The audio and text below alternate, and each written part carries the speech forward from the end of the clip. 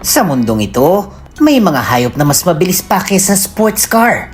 May ibon na parang missile mula sa langit. May isda na kayang hatiin ang alon sa sobrang bilis. At may hayop sa lupa na halos hindi mo na makita kapag rumaragasa. Pero ang mas nakakagulat, may ilan sa kanila na konektado pa rin sa Pilipinas. Kaya ihanda ang sarili dahil ito ang countdown ng pinakamabibilis na hayop sa mundo. Mr. D. Number 15. Greyhound. Ito ang pinakamabilis na aso. May mahabang binti, malalim na dibdib at nababanat na gulugod kaya umaabot sa 72 kilometers per hour ang bilis sa karerahan. Sa kanilang natural na karera, karaniwang nananalo sila sa bilis na 58 to 61 kilometers per hour. Dating ginagamit sa coursing at pangangaso.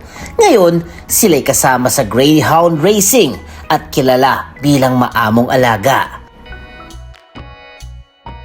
Number 14. Lion. Ang hari ng sabana ay pwedeng umarangkada ng hanggang 80 kilometers per hour. Ito'y sa maikling distansya kapag nangangaso. May kakayahang rumagasa sa mabilis na pag-atake, ngunit hindi ito kayang panatilihin ng matagal kaya umaasa sila sa ambush. Ang mga leyon ay sosyal na pusa. Namumuhay sila sa pride na binubuo ng mga babae at iilang lalaki. Bagaman walang ligaw na leyon sa Pilipinas, meron tayong kilalang leyon na estatwa sa Baguio. Hey! Number 13. Blue Wildebeest. Ang malaking antelope na ito mula sa Africa ay makakatakbo ng hanggang 80 kilometers per hour. Sa malalaking migration sa Serengeti, ginagamit nila ang bilis at tibay para iwasan ng mga leyon at hyena. Sikat ang kanilang taunang migration kung saan milyong-milyong wildebeest ang tumatawid sa ilog at kaparangan. Tanaw ito mula sa satellite. Ang bilis nila ay napakahalaga upang sabayan ang buong grupo at makaligtas sa mga buhaya. Number 12. American Quarter Horse. Kilala ito sa galing sa maikling distansya. Tinawag itong ganoon dahil nananalo ito sa mga karera ng isang quarter mile. Ayon sa isang report, ang quarter horse ay kilala sa kakayahang umabot ng 88 kilometers per hour sa maikling sprint dahil sa malalakas na hindquarters at dominance ng mga fast twitch muscles. Ang kanilang walang kapantay na acceleration ang dahilan kaya mainam sila sa rodeo at barrel racing. Sa Pilipinas, may mga lokal na kabayo para sa kalesa at horseback riding. Bagaman hindi kasing bilis ng quarter horse, nagbibigay sila ng kultura at hanap buhay, lalo na sa mga taga-probinsya. Number 11. Springbok. Ito ay isang maliit na antelope sa Timog Africa at kayang tumakbo hanggang 88 kilometers per hour.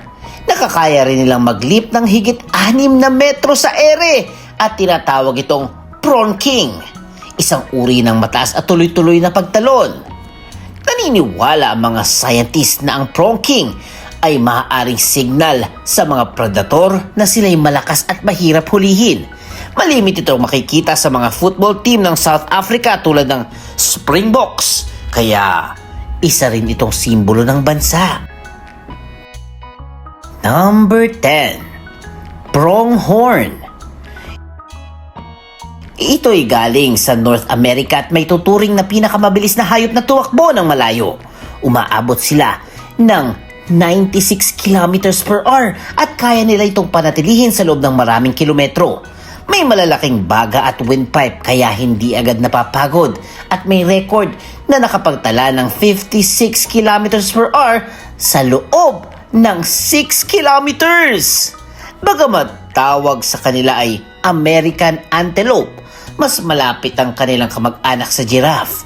Hindi sila makikita sa Pilipinas, ngunit nagbibigay sila ng ideya kung gaano kalaki ang ebolusyon ng bilis sa ibang kontinente. Number 9. Cheetah. Ang pinakamabilis na hayop sa lupa. Ito ay umaabot ng 120 kilometers per hour at kaya mag-accelerate mula 0 hanggang 97 kilometers per hour sa loob lamang ng 3 segundo. Sinasabing ang pinaka-inaasahang top speed ay nasa 420 per hour. Ang katawan nila ay parang Formula 1 car.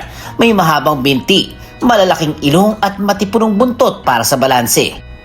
Magtyaga-tyaga na lang tayo sa Pilipinas sa mga pusa kasi wala talaga tayong cheetah. Number 8. Sailfish. Ito ay pinaniniwala ang pinakamabilis na isda. Ayon sa mga reports, may ulat ng isang sailfish na kumuha ng 100 yards na PC sa loob ng 3 segundo, katumbas ng humigit kumulang 109 kilometers per hour. Ang measurement na ito ay nakakuha habang tumatalon sa ibabaw ng tubig at hindi sa kontroladong eksperimento. Ang sailfish ay kilala sa napakalaking likod, napalikpik na parang layag at matalas na tila espada. Makikita sila sa tropical at subtropical na karagatan. Ayon sa mga reports tungkol sa pinakamabilis na isda, kung nais mong panghuli ng sailfish, makikita mo sila sa Florida, Puerto Rico, Papua New Guinea at pati na sa Pilipinas. Dito sa atin tinatawag itong malasugi at paborito ng mga mangingisda sa Visayas at Mindanao. Number 7. Black Marlin. 40 kilometers per hour sa tubig. Madalas ding sinasabing ito ang pinakamabilis na isda. Ngunit ayon sa mga reports, ang ulat na nakakaabot sila ng 132 kilometers per hour. Batay lamang sa obserbasyon ng linya ng pamimingwit at hindi kontroladong sukatan. Isang pag-aaral noong 2016 ang nagbungkahi ng aktwal na limitasyon ng bilis nila ay humigit kumulang 36 kilometers per hour. Mas malaki ito kaysa sailfish at mas malapad ang katawan. Paboritong target ng mga big game anglers. Nabibighani ang tao sa lakas nila sa paghila at sa PC. At sa Pilipinas, may mga kwento ng mangingisda sa Siargao at Camiguin na nakahuli daw ng marlin na halos kasing haba ng bangka. Number 6. Horsefly. Ayon sa BBC Discover Wildlife, ang male Hybometra hinae rigti, isang uri ng horsefly, ang tinatayang pinakamabilis na insektong lumilipad at umaabot ng 145 kilometers per hour habang humahabol to ng kapareha. Ang mga horsefly ay mahilig sa dugo, kaya sila'y kinaiinisan ng mga hayop at tao. Nakalilipad sila ng lampas sa bilis ng maraming ibon at kahit ilang maliliit na eroplano. Sa Pilipinas, kilala natin ang horsefly bilang pangandid o langaw kabayong. Bagamat wala namang naitalang ganong kabilis dito. Number 5. Rock dove or kalapati. Ang pamilyar na ibon na ito ay kayang lumipad ng 149 kilometers per hour kapag sinanay sa karera Bagamat karaniwang bilis nila ay hindi ganong kataas. Pero may tala ang mga eksperto na umaabot sila sa mas matataas na bilis, lalo na ang mga racing pigeons. Sa Pilipinas, sikat sila. Hindi lang bilang alaga kundi bilang pampalipad at tagapaghatid ng liham sa ilang lokal na komunidad noon. Sa Ateneo de Manila University, binanggit ng kanilang Manila Observatory na isa sa mga paboritong biktima ng kanilang binibisitang peregrine falcon ay ang kalapati. Kaya maging alerto ang ating mga kalapati. May mga limbas sa paligid! Number 4. Mexican free-tailed bat. Ayon sa reports, gumagamit ng maliliit na radar at transmitters ang Mexican free-tailed bat. Ito ang pinakamabilis na mammal sa horizontal flight at maaaring umabot sa 160 kilometers per hour. Gumagamit sila ng echolocation at madalas lumilipad ng mataas upang manghuli ng insekto sa gabi. Napakalaki ng kolonya ng mga paniki na ito. Minsan ay may milyong paniki ang sabay-sabay lumilipad palabas ng kuweba. Bagamat hindi sila endemic sa Pilipinas, meron tayong sariling species ng paniki tulad ng giant golden crowned flying fox na tumutulong sa polinasyon at pagkakalat ng buto at pinakamalaking bat sa buong mundo. Number white-throated needle-tailed. Dating tawag na spine-tailed swift. Ito'y kilala bilang pinakamabilis na ibon sa flapping or horizontal flight. Iniulat ng ilang pag-aaral na umaabot ito sa 169 km per hour. Bagamat kinilala ng ibang scientists na maaaring mas mababa ang opisyal na speed nito. Ang ibong ito ay may mahabang pakpak at halos bilog ang katawan dahilan ng kahusayan sa paglipad. Lumilipad din sila habang kumakain, natutulog at minsan ay ilang buwang hindi man lang dumadapo.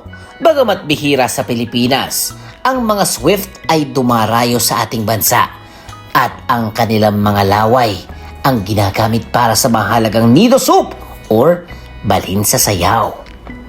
Number 2, Golden Eagle. Ayon sa World Atlas, ang ibon na ito ay pangalawa sa listahan ng pinakamabilis na ibon. Sa kanilang hunting dive, kaya nilang lumipad mula 240 hanggang 320 km per hour. Kapag lumilipad ng pahalang, nasa 129 km per hour ang bilis nila. Malaki ang pangatawan ng Golden Eagle at kaya nilang magdala ng mabibigat na biktima tulad ng fox at maliliit na usa. Hindi sila karaniwan sa Pilipinas, pero naaalala natin ang ating pambansang ibon, ang Philippine Eagle or Haribon. Bagamat mabilis ang Golden Eagle, mas malaki naman at mas malakas ang Haribon. Number 1, Peregrine Falcon. Ito ay opisyal na pinakamabilis na hayop sa buong mundo. Sa kanilang stoop, ang pagdive mula sa taas para Manila, umaabot ang bilis nila ng higit 320 km per hour at may naitalang record na 389 km per hour. Pinipikit nila ang mga pakpak sa likod at bumabagsak na parang missile upang tamaan ang ibang ibon sa ere. Sobrang tuli ng kanilang dive kaya pinoprotektahan ng third eyelid ang kanilang mga mata. Ayon sa Ateneo de Manila University, regular na may dumarayong peregrine falcon sa Manila Observatory. Tinatawag ito ng mga tagaloob na limbas. At isa sa mga paborito nitong hulihin ay ang mga kalapating mababa ang lipad. Char lang, hindi to si Magdalena. Kaya makikita mo naman talaga ang pinakamabilis na hayop sa mundo dito rin sa Pilipinas. Mula sa lupa, dagat hanggang himpapawid, pinatunayan ng mga hayop na ang bilis ay isa sa pinakamalulupit na sandata ng kalikasan. Pero sa lahat ng nakita natin, ay alin ang pinakanamangha ka? I-comment mo naman below. At kung nagustuhan nyo ang ating video for today, please comment. Zoom! At syempre, huwag kalimutan mag-like, mag-share, mag-comment at mag-subscribe na kay Mr. D kasi masayang matuto! Yeah! The end! Huwag kalimutang i-click ang subscribe button at bell icon ni Mr. D para masaya every day. See you, D-Fam!